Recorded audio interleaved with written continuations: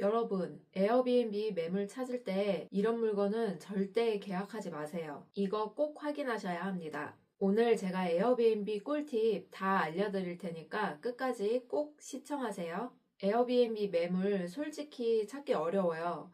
많은 분들이 이 단계에서 포기하시거든요. 특히 이 영상을 보고 계신 분들 중에 절반 이상은 이미 매물 단계에서 탕을 치신 분들이 보고 계실 거예요. 저는 지난 한 달 동안 50군데를 넘게 돌아다니면서 왜 매물이 구하기 힘든지 현장에서 확인을 했습니다. 대부분 접근법을 몰라서 헛수고를 하고 계시더라고요. 오늘은 제가 이 영상에서 이론 말고 실제로 발로 뛰면서 확인한 성공하는 사람들이 매물 찾는 공식을 알려드리도록 하겠습니다. 그리고 이 과정은 굉장히 길기 때문에 다음 영상에서 또 소개해드리는 기회를 갖도록 할게요.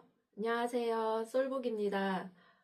요즘에 매물 찾기 정말 힘들죠. 에어비앤비 창업이 핫해지면서 경쟁이 점점 더 치열해지고 있습니다. 지난 영상에서 보여드린 입지 분석 자체는 할만한데 매물 구하기는 정말 힘들다 하시는 분들이 많으세요. 보통은 매물 찾기 벽에서 가로막히게 됩니다.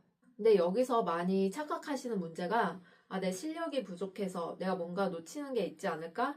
라고 생각하시는데 사실 매물 구하는 거는 실력의 문제는 아니고 이거를 몰라서 시간만 들이는 경우가 많이 있어요. 그래서 오늘 영상에서는 이론 말고 매물 찾는 단계에서 실제로 어떤 지점에서 막히는지 그리고 어떤 기준으로 매물을 걸러야 하는지 다 알려드리도록 하겠습니다. 그리고 절대 계약하면 안 되는 물건 기준까지 알려드릴게요. 아직 창업 4단계 중에 입지 파트를 보시지 않은 분은 위의 영상을 참고해 주시면 도움이 될 것 같습니다. 자, 이제 본론입니다. 여러분이 먼저 해야 할 거는 외도민이냐 생숙이냐 고르는 게 먼저가 아니라요. 할 수 있는 물건을 찾는 게 먼저입니다. 여기서 이렇게 생각하실 거예요. 나는 서울에 외도민 하나 갖고 싶은데 나는 생숙으로 계약을 생각하고 있었는데 근데 사실은 매물이 많지가 않기 때문에 어떤 모델을 구하느냐라기보다는 매물을 먼저 확보하는 게 우선순위입니다. 숙박업이 가능한 물건이 애초에 제한적이기 때문에 내가 아무리 이 모델로 하고 싶다 해도 물건 자체가 없으면 오픈을 못 하잖아요. 그래서 다 보셔야 됩니다. 오늘 영상은 첫 번째로 손품을 통해서 물건을 찾는 과정과 두 번째 발품을 통해서 이 물건을 어떻게 구하는지 제가 실제로 다녀온 영상까지 있으니까 집중해 주세요. 자, 합법 모델은 여러 가지가 있는데요.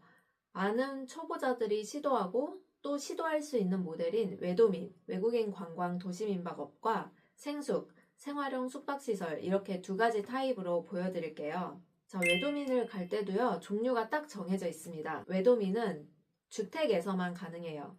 단독, 다가구, 다세대, 연립주택, 아파트까지 이렇게만 보셔야 합니다. 그리고 여기서 중요한 포인트 하나를 알려드리면 초보자분들께서 다가구로 시작하시는 게 편하실 거예요. 왜냐면 다가구는 집주인이 한 분이기 때문에 이웃 동의를 받는 게 상대적으로 수월합니다. 이제 이걸 모르면 계약을 해놓고도 이웃 동의 단계에서 막혀서 다시 매물을 구해야 되는 그런 상황이 좀 많이 발생을 합니다. 자, 그럼 어떻게 물건을 찾을 수 있는지 이 네이버 부동산 같이 보시면서 찾아볼까요? 우선 네이버 페이 부동산에 들어갑니다. 여기서 웬만하면 다 걸으실 수가 있거든요. 그래서 먼저 빌라 주택을 클릭을 하시고요. 그다음 여기 다 선택을 해주세요. 그다음 거래 방식은 월세로 놓고 하셔야 수익률이 높게 나옵니다. 가격대는 이제 보증금을 본인의 자본 상황에 맞게 하시면 되고요. 저는 최대 3천만 원으로 보겠습니다. 그리고 월세도 본인이 이제 수익률을 계산을 해야 되는데 저는 120, 130까지 볼게요. 그럼 여기서 방수, 욕실수 선택할 수 있는데요. 방은 무조건 2개 이상부터 가능합니다. 그래서 저는 일단 2개로 해놓고 사용 승인일은 이제 외도민 같은 경우에는 원래 30년까지만 가능했었는데 이제 2025년 10월부터 바뀌어서 30년 이상인 물건도 안전점검을 받으면 외도민 신청을 할 수가 있습니다. 그래서 저는 따로 사용 승인일은 건드리지 않고 이 상태에서 보겠습니다. 여기 청량리역으로 먼저 볼게요. 그럼 이렇게 물건이 여러 개가 뜨는 걸 볼 수 있는데요. 클릭을 해서 가격순으로, 낮은 가격순으로 클릭을 해서 여기 부동산에 연락을 해서 확인을 하시면 됩니다. 이제 그런데 간혹 근린생활시설로 나온 게 있어요. 이 근생 건물에서는 외도민이 불가하기 때문에 이런 물건은 건너뛰고 보시기를 바랍니다. 자, 이제 외도민 타입은 이렇게 정리가 됐고요. 다음에는 생숙 물건을 볼 차례인데요. 생숙 물건은 사실 찾기가 쉽지가 않은데 제가 알려드릴게요. 자, 방법은 간단해요. 이번에는 아파트 오피스텔로 들어가 주세요. 그 다음에 오피스텔을 클릭해 주세요. 참고로 생숙은 오피스텔이 아닌데요. 네이버 부동산에서는 오피스텔로 분류가 돼 있더라고요. 근데 실제로 오피스텔과 다른 개념입니다. 어쨌든 찾을 때는 네이버 부동산 오피스텔로 선택을 해주시고 똑같이 월세를 선택을 해주세요. 가격대 역시 본인이 갖고 계시는 보증금으로 하시면 됩니다. 저는 1,000만 원에 월세 보증금 1,000에 월세 100으로 할게요. 그리고 가장 좋은 점이 생숙은 원룸에서도 이용이 가능합니다. 그래서 저도 면적을 이렇게 넓혀서 보도록 할게요. 그리고 이거 세대수도 필요 없으니까 조건을 삭제를 해서 볼 텐데요.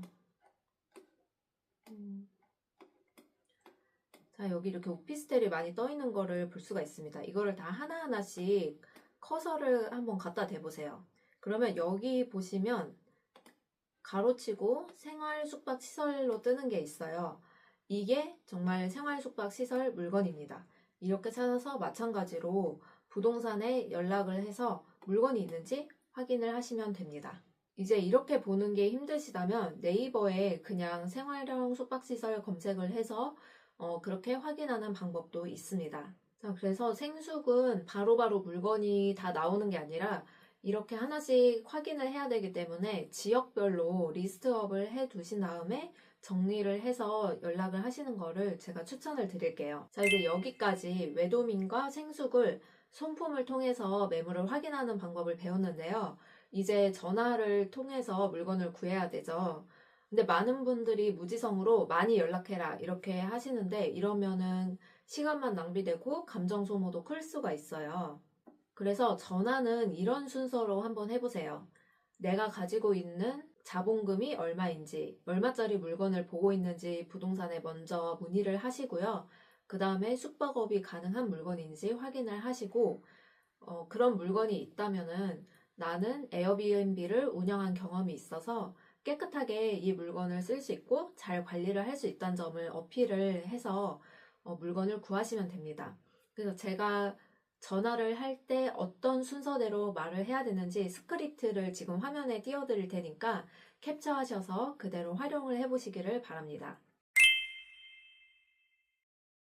어떤 분은 내가 가진 자본금을 얼마짜리를 보는지 말을 해도 되나요? 라고 물어보시는데 네, 저는 솔직하게 얘기를 해야 부동산 사장님이 내 조건에 맞는 물건을 찾아주실 수 있으니까 이거는 당연히 오픈을 해드려라 라고 말씀을 드립니다. 자, 전화를 돌리다 보면요. 이제 사장님의 반응이 딱 두 가지로 나뉩니다. 단칼에 거절형이 있는데요. 에어비앤비라는 말이 꺼내자마자 없다라고 하고 전화를 딱 끊어버리는 경우가 있어요. 네이버 부동산에서 보고 연락드렸는데요. 혹시 에어비앤비 가능한 매물이 있을까 해서 아니요, 에어비앤비는 안 됩니다. 제가 연락드릴게요. 네, 알겠습니다. 사장님 안녕하세요. 네이버 부동산에서 요. 혹시 여기 매물로 나온 것 중에 에어비앤비 가능한 물건 있을까요? 네, 없습니다.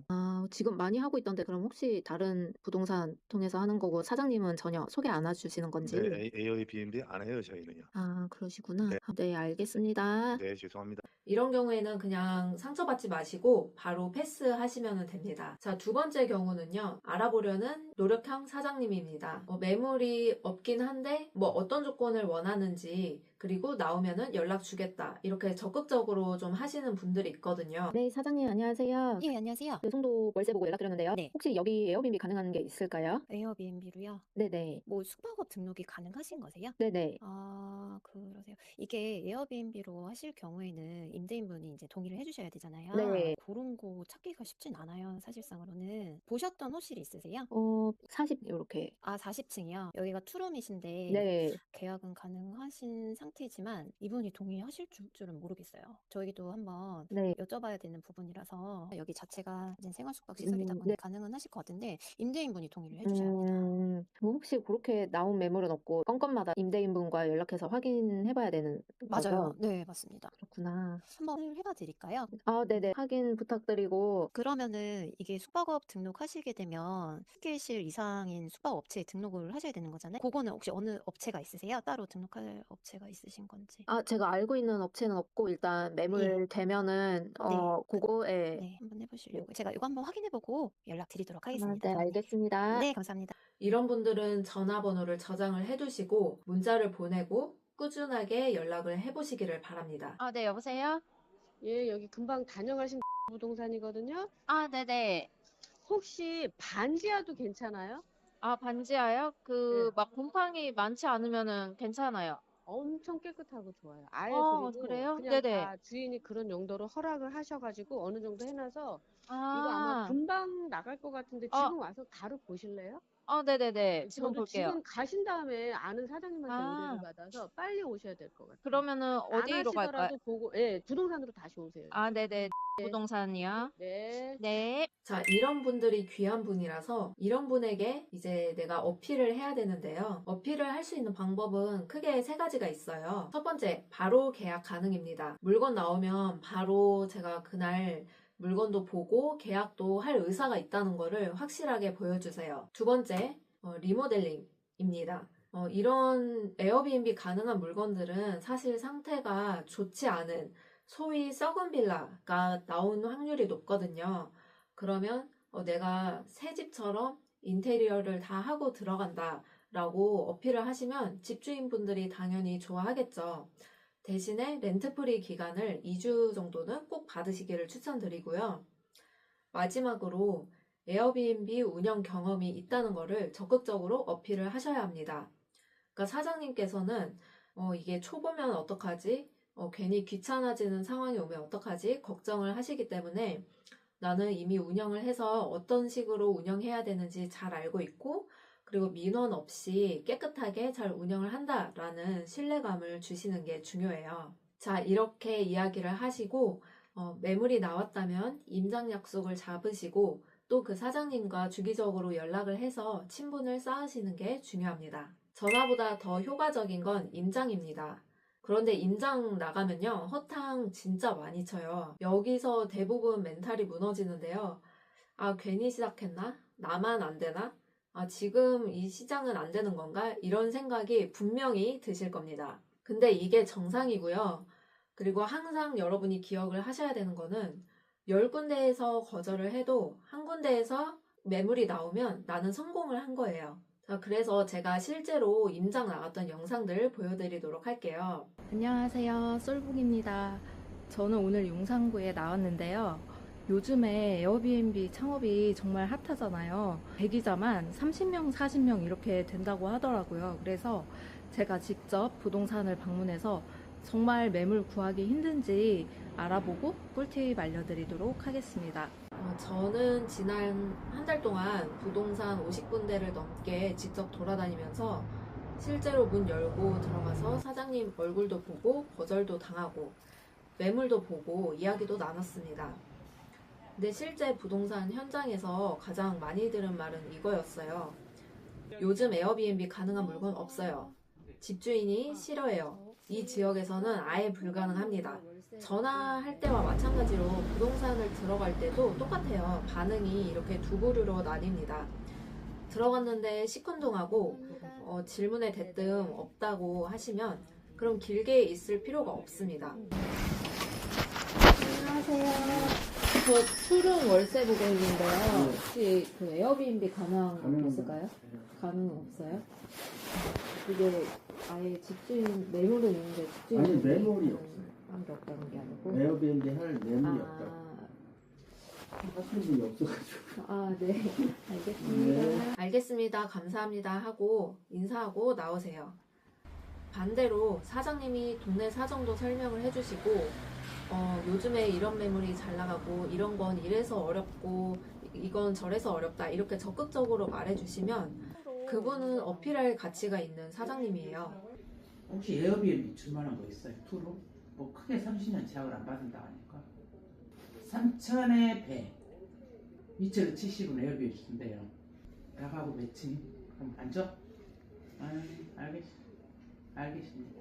네. 사장님 혹시 투룸 뭐 에어비앤비 줄만한 거 있어요?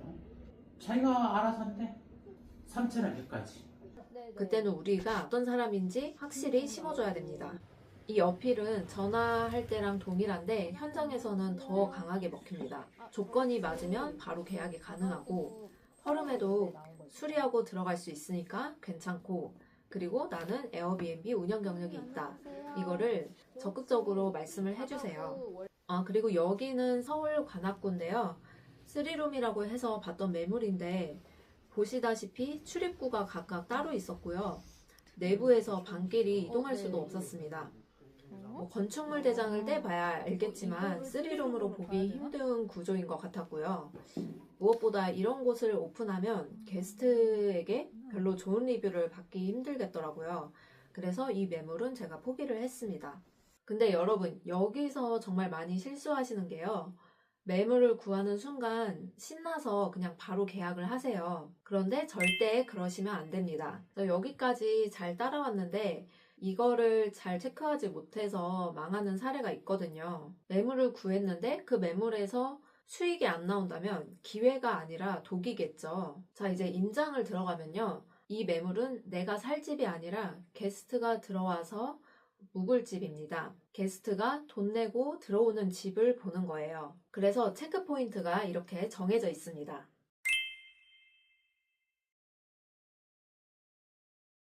그래서 아까 그 매물 제가 어떻게 판단을 했냐면요.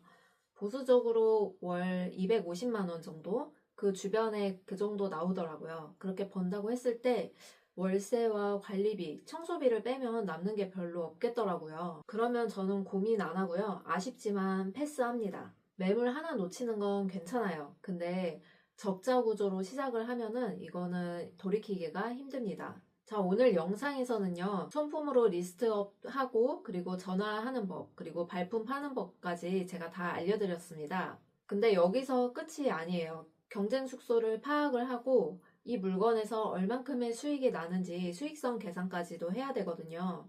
내 객단가 그리고 내가 예상한 이 예약률을 자세히 정확하게 알려면 경쟁 숙소 분석은 필수입니다. 그래서 다음 영상에서는 주변 숙소 예약률 확인하는 법, 객단가 확인하는 법, 그리고 예상 매출이 얼마가 되는지 분석하는 방법을 제가 자세하게 알려드릴 거예요. 오늘 영상 그리고 다음 영상까지 보신 후에 계약을 결정을 하셔야 합니다. 오늘 영상이 도움이 되셨다면 구독과 좋아요 부탁드릴게요. 감사합니다.